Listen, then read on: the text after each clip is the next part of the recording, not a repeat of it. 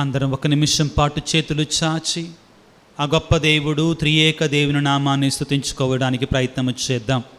Hallelujah, hallelujah, hallelujah, hallelujah. Praise the Lord, praise the Lord. Hallelujah, hallelujah, praise the Lord, praise the Lord, praise the Lord, praise the Lord. యేసువా వందనం, యేసువా వందనం, యేసువా స్తోత్రం, యేసువా స్తోత్రం. తండ్రి వందనం, తండ్రి వందనం, తండ్రి స్తోత్రం, తండ్రి స్తోత్రం. ఆత్మదేవా వందనం, ఆత్మదేవా వందనం, ఆత్మదేవా స్తోత్రం, ఆత్మదేవా స్తోత్రం. ప్రేమామయుడా వందనం, ప్రేమామయుడా వందనం, ప్రేమామయుడా స్తోత్రం, ప్రేమామయుడా స్తోత్రం. దయామయుడా వందనం, దయామయుడా వందనం, దయామయుడా స్తోత్రం, దయామయుడా స్తోత్రం. మంచి కాపరి వందనం, మంచి కాపరి వందనం, మంచి కాపరి స్తోత్రం. మంచి కాపరి స్తోత్రం. Hallelujah, hallelujah, praise the Lord, praise the Lord. Hallelujah, hallelujah, hallelujah. హల్లెలూయా.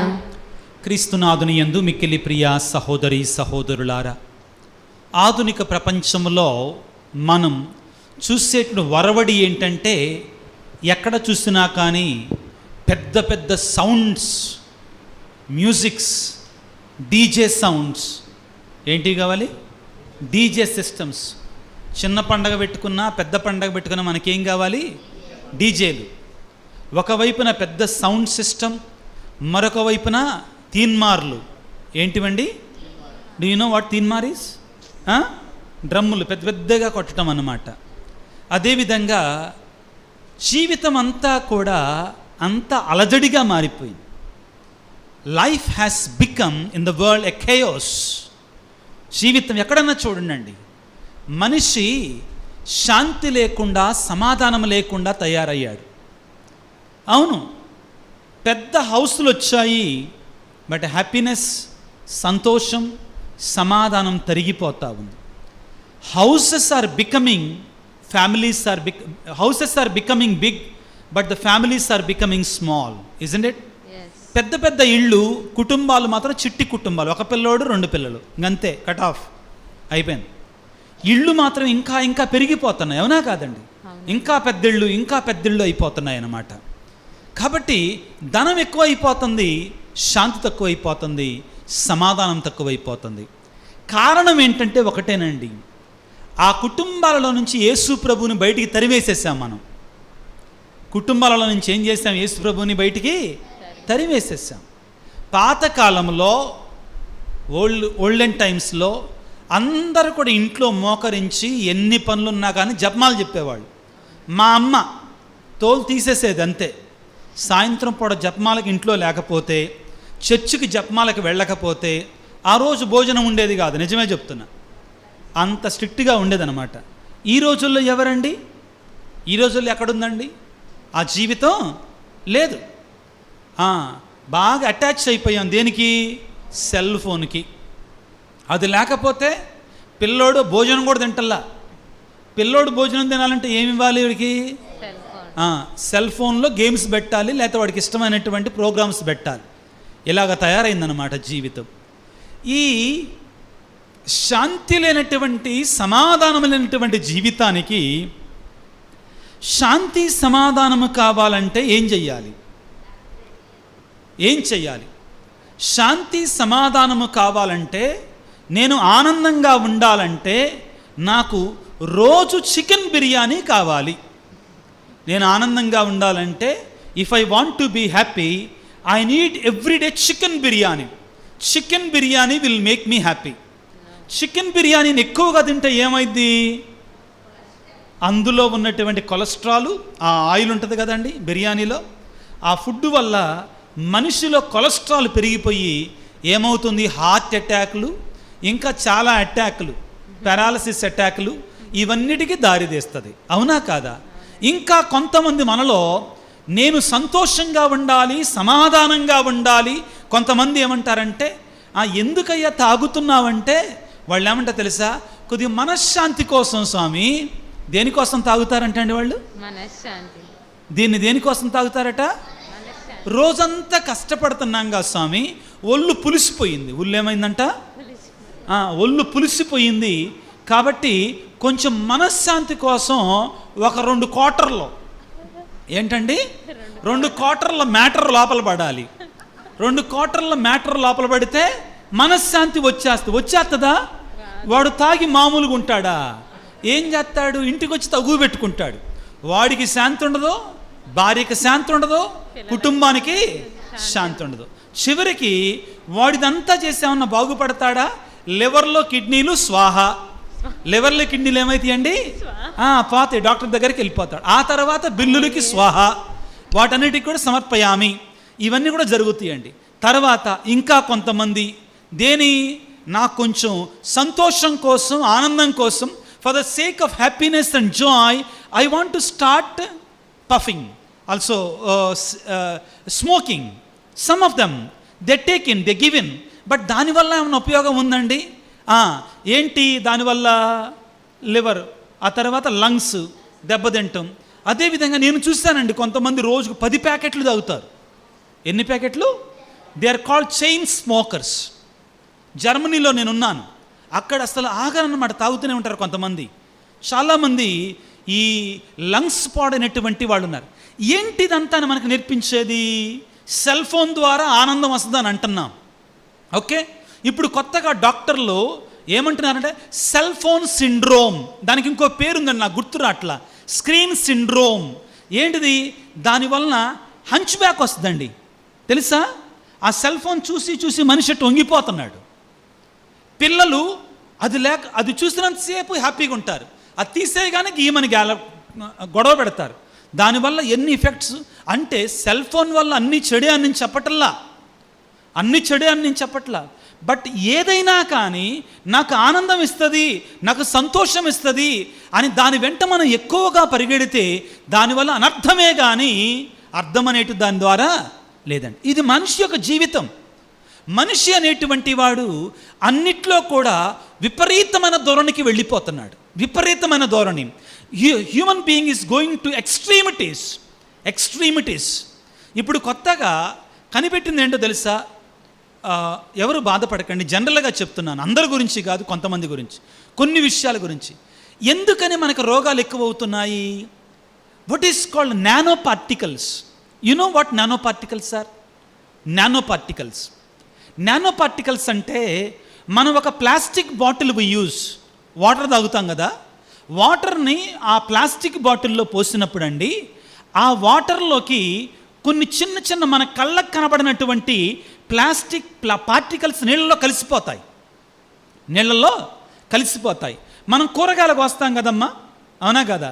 ఇప్పుడు అన్నీ కూడా అంతకుముందు చెక్క మీద ఉండే, ఇప్పుడు దేని మీద? అన్ని ప్లాస్టిక్ వాటి మీదకి వస్తున్నాం కదా. మనకు తెలియకుండా అన్ని చిన్న చిన్న ప్లాస్టిక్ పార్టికల్స్ ఫుడ్లో కలిసిపోతున్నాయి.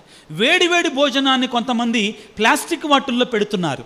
ఇంకా కొంతమంది, నేను చూశానండి కళ్ళారా, అది చెయ్యమాకండి, యూట్యూబ్ ద్వారా వాక్యం వినేటువంటి వాళ్ళు కూడా వేడి కాఫీని చిన్న సన్న ప్లాస్టిక్ సంచిలో పోసుకొని తీసుకొని వెళుతున్నారు. ఎంత ప్రమాదం అంటే అది. నువ్వెంత ఆరోగ్యంగా ఉన్నా కానీ వేడి దాన్ని ప్లాస్టిక్ దాంట్లో పోస్తే ఆ ప్లాస్టిక్ని అది గుంజుకొని ఆ వేడి నీళ్లు కానీ కాఫీ కానీ ఏదైనా కానీ ఈ ప్లాస్టిక్ 2 సమ్మిళితమై it leads to dangerous cancer. అది భయంకరమైన క్యాన్సర్ వ్యాధికి దారితీస్తుంది. మనకి తెలియకుండానే కొంతమంది అండి, చాలామంది మనకు తెలియదు ఇది జరుగుతుందని, కానీ మానవుడు అనేటువంటి వాడు వ్యాపార ధోరణిలో పడి ఈ ప్లాస్టిక్ని కూడా ఒక బిజినెస్గా మార్చేశాడు. అర్థమవుతుందా చెప్పేది? ఇది ఎలా తయారు చేశాడంటే, ఈ ప్లాస్టిక్ లేకపోతే నేను బ్రతకలేను అన్నట్లుగా సృష్టించాడు. మన తాతలు మన అమ్మమ్మలు ఏమి నీళ్లు తాగారండి చెప్పండి? ఏమి నీళ్ళు తాగారు? చెరువులో నీళ్ళు తాగేవాళ్ళు, వేడిగా వేసుకొని తాగేవాళ్ళు, అయిపోయేది, ఆరోగ్యంగా ఉండేవాళ్ళు. ఇప్పుడు మనకి కంపెనీల వాళ్ళు నేర్పించారండి. మీరు కాకపోవచ్చు, చాలామంది సిటీస్లో ఉన్నటువంటి వాళ్ళు కిన్లీ, ఇంకా ఏంటి, అక్వాఫీనా, ఇంకా బిస్లరీ, ఈ వాటర్ తాగకపోతే వేరే నీళ్ళన్నీ చెడ్డయ్యి, ఈ నీళ్ళే మంచివి. ఊర్లలోకి వెళ్ళనండి, ఎక్కడికి వెళ్ళినా కానీ ఏమున్నాయి? వాటర్ ప్లాంట్లు. దాంట్లో ఏం చేస్తాడు వాడు? ఇంత తీసుకెళ్ళి అందులో పడేస్తాడు. మనకు అబ్బా భలే రుసిగుందిరా అని తాగుతాం. అది ఎంత ప్రమాదకరమో తెలుసా? ఏంటి నేను ఎందుకు చెప్పాలనుకుంటున్నా ఇవన్నీ కూడా? మానవుడు అనేటువంటి వాడు నేను ఆరోగ్యంగా ఉండాలని, మంచిగా ఉండాలని చేతులారా తన జీవితాన్ని నాశనం చేసుకుంటున్నాడు. దేవుడు మనకి ప్రకృతిని ఇచ్చాడండి. God has given us, God has blessed us with nature, isn't it? God has blessed us with nature. చక్కని నిజమైన ప్రకృతిని ఇచ్చాడు. ఆ ప్రకృతిలో తాను ఉంటాడు. కానీ మనం దాన్ని వదిలిపెట్టుకున్నాం, దేవుని వదిలిపెట్టుకున్నాం. మనం పరిగెడతా ఉన్నాం. పాడతాం కదా, ఏమని? జగమంతా వెతికాను, సర్వజనులను అడిగాను, శాంతి ఎక్కడ దొరుకునని, సమాధానం ఎక్కడ దొరుకునని, శాంతి ఎక్కడ దొరుకుద్ది, సమాధానం ఎక్కడ దొరుకుద్దని మానవుడు పరిగెడుతున్నాడు. దేని వెంట పరిగెడుతున్నాడు? అన్నిటికంటే ముఖ్యంగా శాంతి కోసం, సమాధానం కోసం, ఆనందం కోసం, సంతోషంగా ఉండాలని దేని వెంట పరిగెడుతున్నాడు? డబ్బు వెంట పరిగెడుతున్నాడు, సెల్ ఫోన్ వెంట పరిగెడుతున్నాడు, సుఖాల వెంట పరిగెడుతున్నాడు, ఇంకా దేని వెంట? వ్యసనాల వెంట పరిగెడుతున్నాడు, ఆనందం కోసం. ఏంటంటే ఆనందం కోసం. కానీ ప్రియ దేవుని బిడ్డలారా, ఈరోజు యేసు ప్రభు నిజమైన ఆనందాన్ని నువ్వు పొందుకోవాలంటే ఒకే ఒక మార్గం. ఏమిటి అది? మరియమ్మలాగా ప్రభు యొక్క పాదాల సన్నిధిలో కూర్చోవాలి. మరియమ్మలాగా ప్రభు యొక్క పాదాల సన్నిధిలో కూర్చోవాలి. ఆయన స్వరాన్ని వినాలి. లూకాసు వార్త 10వ అధ్యాయము, లూకాసు వార్త 10వ అధ్యాయము 41వ వచనాన్ని చదువుకుందాం. అందుకు యేసు మార్తమ్మా, మార్తమ్మా, మార్తమ్మా, మార్తమ్మా, నీవు ఎన్నో పనులను గురించి, నీవు అనేక పనులను గురించి విచారించుచు ఆతృత పడుచున్నావు. కానీ అవసరమైనది ఒక్కటే. మరియమ్మ ఉత్తమమైన దానిని ఎన్నుకున్నది. ఏం చేస్తుంది? మార్తమ్మకి మరియమ్మకి మధ్యలో ఉన్న తేడా ఏంటి? అసలు యేసు ప్రభుని ఇంటికి ఎవరు ఆహ్వానించారు చెప్పండి అండి?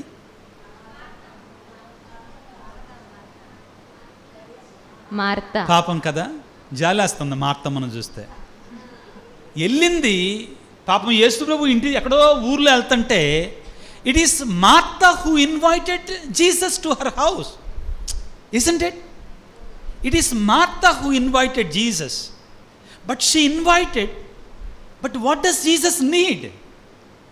Jesus needs your attention. Jesus needs your presence. But Martha is busy with other things. Unfortunate, no? But many of us are like Marthas. Most of us are like Marthas. We come to the presence of the Lord, but we keep thinking about the things, unfulfilled, undone things. చర్చిలోకి వచ్చి కూడా, ప్రభు దగ్గరకు వచ్చి కూడా దేని గురించి ఆలోచిస్తాం? మా తమ్ముడు ఎట్టున్నాడు, మా అన్నయ్య ఎట్టున్నాడో, మా అమ్మ ఎట్టుందో, ఇంకా నా ఫ్రెండ్ ఎట్టున్నారు. ఇవి అనేక పనులతో సతమతం అవుతున్నామండి మనం. ఆధునిక మానవుని చూడండి, కాదంటారా? ఆధునిక మానవుడికి దేవుడి దగ్గరికి రావడానికి సమయం లేదు. యునో,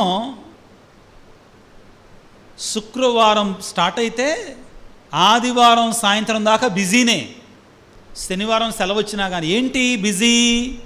ఫ్రెండ్స్ని కలవడం, పార్టీలకు వెళ్ళడం, పబ్బులకు వెళ్ళడం, డాన్సులు వేయటం, సరదాలు చేయటం. ఏంట్రా బాబు నువ్వు చేసేదంటే, మేము రోజంతా కష్టపడుతున్నాం, వారం అంతా కష్టపడుతున్నాం. ఎప్పుడంటండి? వారం అంతా కష్టపడుతున్నాం. Weekend enjoyment ఏంటిదంట? సిటీలోకి వెళ్ళండి, విజయవాడ సిటీలోకి వెళ్ళండి. అవును, క్యాపిటల్ సిటీ అయింది కదా మీ విజయవాడ, అమరావతి. కాబట్టి పెరిగిపోతున్నాయండి, పెరిగిపోతున్నాయి. కల్చర్ బాగా పెరిగిపోతుంది. కల్చర్ కాస్మోపాలిటన్ కల్చర్ పెరిగిపోతుందండి. అందరూ కూడా ఫ్లాకింగ్ టు సిటీస్. రాను రాను భారతదేశంలో village population is going down, cities population is increasing. City culture. కానీ చివరికి మానవుడిలో రాను రాను శాంతి లేనటువంటి, సమాధానమైనటువంటి జీవితం. ఈరోజు ప్రభువు నీకు నాకు మార్తమ్మకు చెప్పటం ద్వారా మనకు నేర్పిస్తున్నాడు. ప్రియమైన బిడ్డ, నీవు అనేక పనులతో సతమతమగుచున్నావు. కావలసినటువంటిది ఒకటే, అదేమిటి? దేవుని సన్నిధిలోనికి రావాలి, దేవుని స్వరాన్ని వినాలి. ప్రియులారా, గుర్తుపెట్టుకోండి, దేవుడు ఒక రూల్ పెట్టుకున్నాడమ్మా. ఏంటో ఆ రూల్ తెలుసా? నేను నా ఇంటి దగ్గర కూర్చుంటా, నన్ను దీవించు దేవుడు అంటే కుదరదు అంటాడు దేవుడు. మత్తయి శుభవార్త 11:28 దేవుడు ఏమంటాడు? భారముచే అలసి సొలసి ఉన్న సమస్త జనులారా, మీరు మీ ఇంటి దగ్గరే కూర్చోండి, నేను మీకు విశ్రాంతినిస్తాను.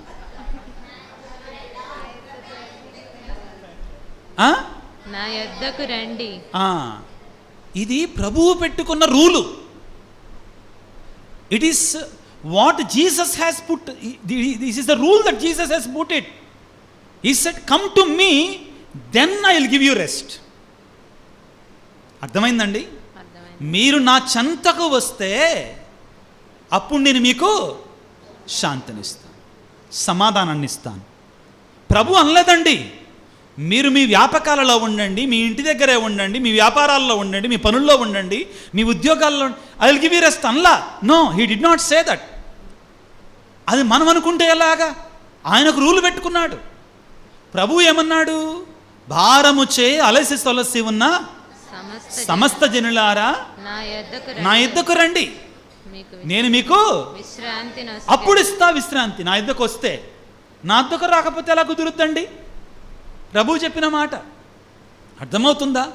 ప్రభు ఏమంటాడు? యోహాను సువార్త 15:5 ఏమంటాడు? చాలా స్పష్టంగా, నేను ద్రాక్షావల్లిని, మీరు తీగలు. ఎవడు నా యందు ఉండునో, నేను ఎవని యందు ఉండునో వాడు అధికముగా ఫలిస్తాడు. ఎలయనగా నేను లేక మీరు సంతోషంగా ఉండలేరు, మీరేం చేయలేరు. ఇది ప్రభువు మాట.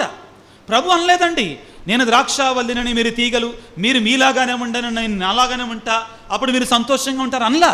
But Jesus told very clearly, ఇందులో వేరే తేడా లేదండి. ఇంకా నా దగ్గరకు వస్తే ఇస్తాను మీకు, నా దగ్గరకు వస్తే మీకు దీవెనిస్తాను, మీకు ఆశీర్వాదం ఇస్తాను. ప్రభు అంటాడు పిల్లారా, ఏమంటాడు? పేతురు గారు రాసిన 1 లేఖ 5:7 ఏమని చెప్తాడు? మీ భారాలు నా మీద వెయ్యండి, నా దగ్గరకు వచ్చి మీ కష్టాలు నాకు ఇవ్వండి, మీ కష్టాలు నాకు ఇవ్వండి, అప్పుడు నేను మిమ్మల్ని ఉద్ధరిస్తాను. 1 పేతురు రాసినటువంటి లేఖ, పేతురు రాసిన 1 లేఖ 5:7 చదువుకుందాం. ఆయన మిమ్మల్ని గూర్చి శ్రద్ధ వహించును కనుక మీ విచారములన్నీ ఆయనపై మోపండి. నేను చెప్పా కదా మీతో, ఒకసారి చెప్పాను అనుకుంటా, ఖచ్చితంగా చెప్తాను ఇది. ఒకసారి ఒక ముసలమ్మ కట్టెల మోపు మోసుకుంటా వెళ్తా ఉంది, బరువు అనమాట, నడవలేక వెళ్తా ఉందన్నమాట. వెళ్తుంటే కట్టెల మోపు మోసుకొని వెళ్తుంటే, బరువు మోసుకొని వెళ్తుంటే, అంతలోకి ఒక ఎద్దుల బండి అండి. ఏంటిదండి? ఆరోగ్యమ్మ గారు, ఏంటిదమ్మా? ఎద్దుల బండి వెళ్తా ఉంది. వెళ్తుంటే ఈ పాపం ఈయనన్నాడు,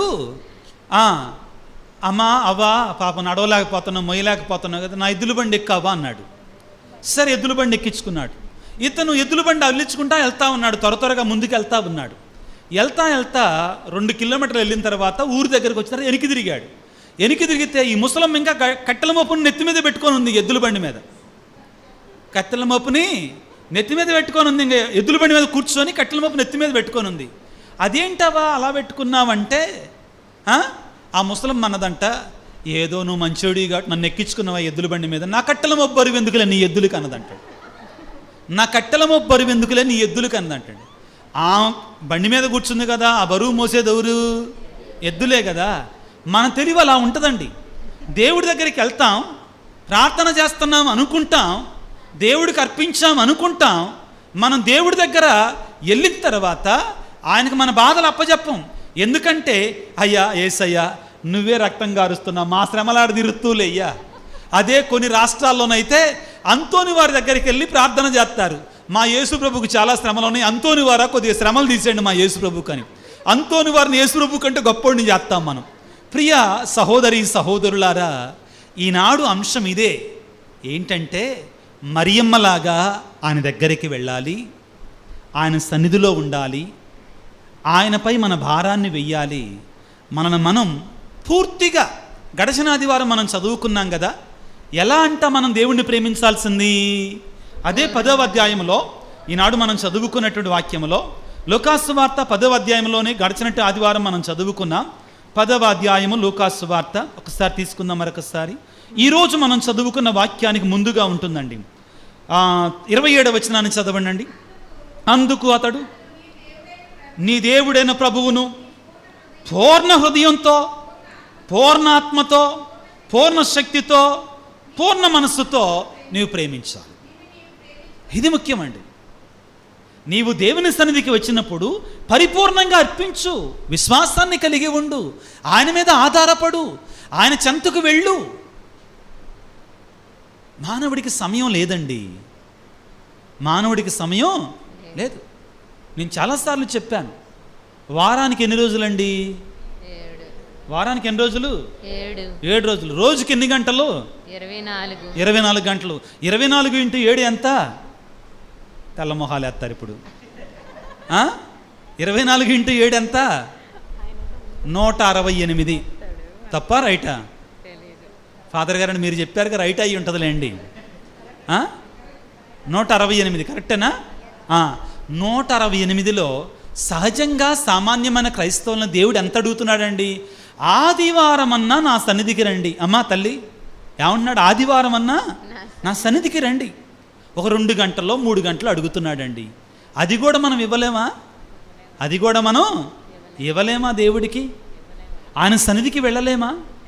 ఇక్కడ మనం గుర్తుంచుకోవాల్సింది ఏంటంటే, ఆయనకి ఇచ్చిన దాన్ని మళ్ళీ తిరిగిస్తాడండి మనకి. మనం చిన్నపిల్లలు ఉంటారు కదా మన ఫ్యామిలీస్లో, దెర్ ఆర్ స్మాల్ చిల్డ్రన్. మనం వాళ్ళకి ఏం చేస్తాం? ఇన్ని చాక్లెట్లు ఇస్తాం. ఏం చేస్తాం? ఇన్ని చాక్లెట్లు ఇచ్చి ఏమంటాం? మళ్ళీ మనం ఏం చేస్తామంటే, అరే బుజ్జి కన్నా నాకు ఒకటి ఇవా అని అడుగుతాం. అడుగుతారా లేదా? అరే ఒక టీరా అంటాం. వాడు తిరిగి ఇచ్చాడనుకో ఏమంటాం? నా బంగారు కొండ, మంచోడు మా అయ్య. ఏమంటాం? మా అయ్య మంచోడు అంటాం. వాడు మనం ఇచ్చిని మనకు ఒకడు కూడా తిరిగి ఇట్లేదు అనుకో, 10-20 ఉంచుకొని మనం ఏమంటాం? వీడు వచ్చి పిసినారు రకం అంటాం. వీడు వట్టి పిసినారు రకం, వీడిని పిసినారు సంఘానికి అధ్యక్షుడిని చేసేయచ్చు. వాడిని తిడతాం, చిన్నపిల్లలోనే తిడతాం. మరి మనం దేవుడితో అలా ఉండట్లేదండి. మనం ఉండట్లేదా దేవుడితో అలాగా? దేవుడు మనకి మన జీవితాన్ని ఇచ్చాడండి. ఆయన అనేది ఏంటి? రోజు కొన్ని గంటలు, వారానికి కొన్ని గంటలు నా దగ్గరికి రమ్మంటున్నాడు. అది కూడా మన మంచి కోసమే. అర్థమవుతుందా? అది కూడా మన మంచి కోసమే. మనం శాంతిగా, సమాధానంగా, సంతోషంగా ఉండాలనేటువంటి ఆశతోటే. కానీ మనం ఆయన స్వరాన్ని వినం, ఆయన దగ్గరికి వెళ్ళం. ఆయన దగ్గరికి వెళ్ళి కూడా ఆ కొద్దిగా సమయం కూడా మార్తమ్మలాగా వేరే వాటి గురించి ఆలోచిస్తుంటాం. ఈరోజు ప్రభు మనల్ని ఇదొక్కటే అడుగుతున్నాడు. ఏమని? నా వద్దకు వచ్చి నా స్వరాన్ని వినండి. ఒక వాక్యాన్ని చదవండి. ఫిలిప్పీ పత్రిక 4వ అధ్యాయము 6-7 వచనాలను చదవండి. ఫిలిప్పీలకు రాస్తున్నటువంటి లేఖ 4వ అధ్యాయము 6-7 వచనాలు చదవండి. దేనిని గూర్చియు చింతించకండి. మార్తమ్మ మరి నీవు అనేక విషయాల గురించి విచారించుచున్నావు. ఈరోజు పౌలు గారు ఏమంటున్నారంటే, దేనిని గురించి విచారించవద్దు. మీకు ఏమి అవసరమో వాని కొరకు మీ ప్రార్థనలో అంటే దేవుడి దగ్గరకు వచ్చి మీ ప్రార్థనలో దేవుని అడగండి. కానీ ఆ విధముగా అర్థించినప్పుడు, అడిగేటప్పుడు కృతజ్ఞతాపూర్వకమైన సంతోషంగా అడగండి. చీకుచింతలతో అడగమాకండి. కృతజ్ఞతాపూర్వకమైన హృదయముతో ప్రార్థించండి. అప్పుడు దేవుడు మీకు ఇస్తాడు. కృతజ్ఞతాపూర్వకమైన హృదయంతో అడగండి. మీరు అడిగితే ఇస్తాడు దేవుడు. ఏం అడగాలంటే తర్వాత వాక్యం కూడా చదవమ్మా. మానవ అవగాహనకు, ఈ మాట వినండి, it is not even imaginable by a human person. It is above the human imagination. What is that? The peace that the Lord will give us. దేవుడు మనకిచ్చేటువంటి ఆ ప్రేమ, శాంతి మానవ అవగాహనకు అతీతమైనటువంటి శాంతిని ఇస్తాడు. చదువమ్మా. మానవ